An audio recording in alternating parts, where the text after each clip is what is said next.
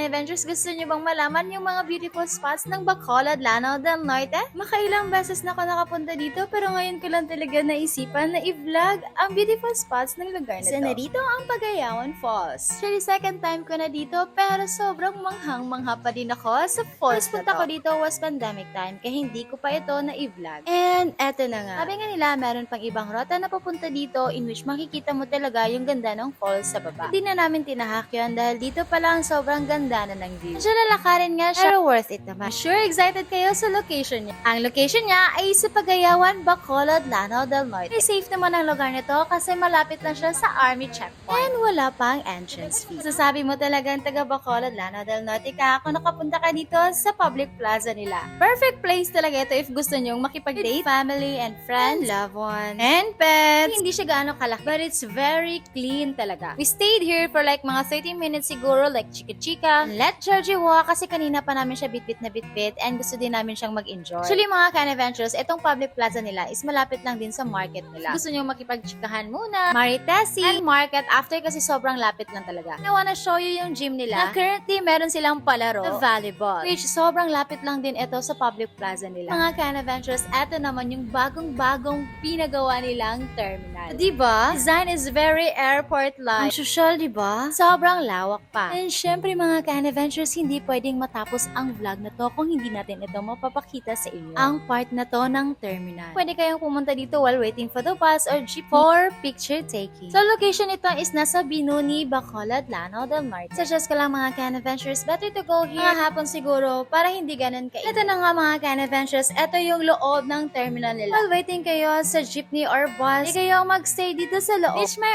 aircon. If nauuhaw ka or gusto mong magkape or nagugutom ka, meron din silang paninda dito sa loob. Ano pang inaantay nyo? Bisita na kayo dito sa Bacolod, Lanao del Norte. Kapadayan Pagsidlak, Bacolod!